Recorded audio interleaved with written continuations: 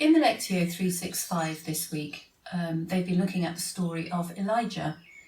It's a very well-known story. We have the contest of Elijah against the prophets of Baal on top of the mountain, and Elijah wins. He holds his ground, he is faithful, and the prophets of Baal are beaten, and God shows his mighty power, and fire is sent and the sacrifice is burnt up, and it becomes very clear that God is all-powerful. The people of Israel are being called to witness what was going on. At the beginning of the contest, they're not clear where their allegiance lies. They've had 3 years of drought. They have been led astray. They are not clear where they stand on all of this. After the contest, and the prophets of Baal are destroyed,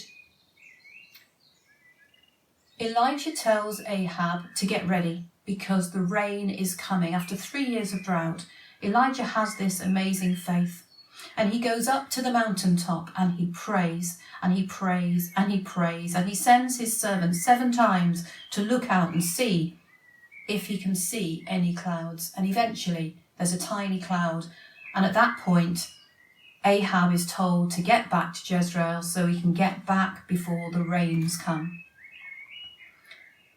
Elijah still isn't finished, and he pulls up his garment and somehow is given supernatural strength and runs all the way.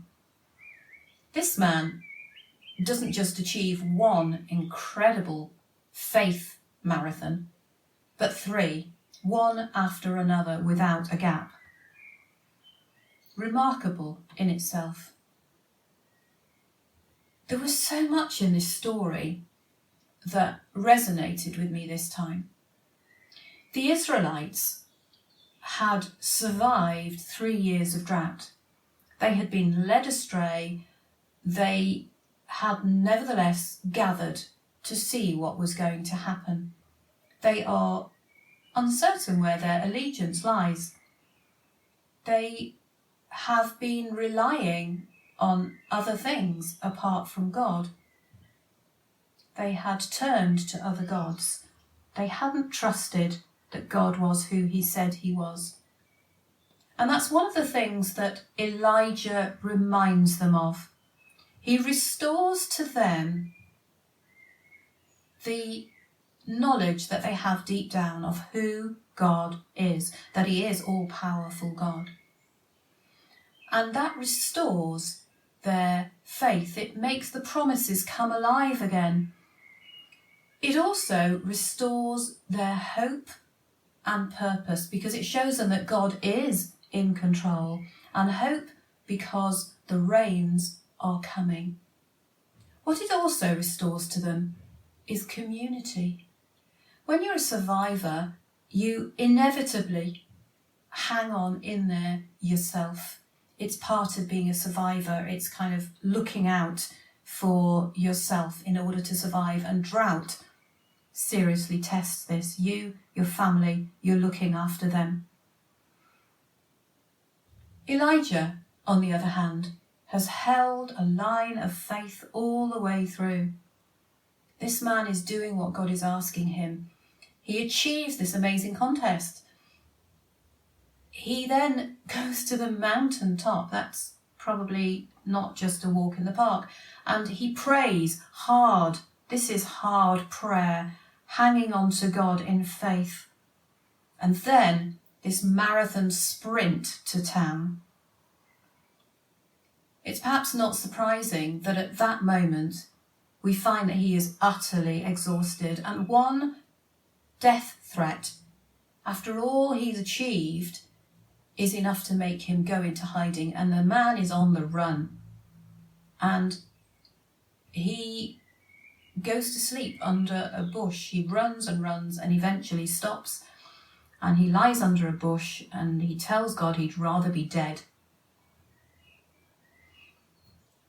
I'm interested in how God deals with him, because he doesn't say, "Come on, Elijah, look at what you've done." There's none of that. He actually just gives him what he needs. just what he needs, which at that time is just bread and water. And again, between sleeps, bread and water. And it's only then, only after that, does he then have another amazing encounter with the living God and is recommissioned. And I think some of us may be in that place of having achieved or feeling that we've achieved not just one marathon, but 2 or 3, and we are beyond exhausted and we have no resources left. And what does God do? He meets us where we are. And he gives us what we need. He gives us bread and he gives us water. He gives us the word, the bread of life. And he gives us living water, Holy Spirit. And he restores us. I wonder where you place yourself in this story. Do you feel a bit compromised? Do you feel that you've been leaning on other things instead of entirely on God? Maybe it's a mix. Maybe sometimes you were leaning into God and other times you found that you were dipping into other things for support. Do you feel isolated, like you've been surviving on your own and you're out of community? Do you feel like Elijah, just exhausted, and you don't know quite what to do to get back to where you need to be? In which case God is saying, I am what you need. I will provide what you need. For each of the people in the story, God, as ever, meets them where they are.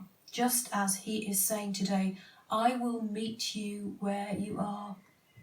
If you're compromised, if you're exhausted, if you feel like you've lost your way, if you're just hungry, if you're alone, if you're out of community, if you've lost hope, wherever you are, I will meet you where you are. This is the God who is like the Good Shepherd who leaves the 99 to search for the one. God is on an all-out search for you. He wants you back. He wants you whole. He wants you restored. He will come and find you. Let him find you. Let him give you what you need in this season. Don't be in a hurry to be recommissioned for the next thing. Allow him to feed you, to nourish you, to restore your soul. And then it's the adventure. But for now, allow him to meet you where you are, this great, wonderful God of ours.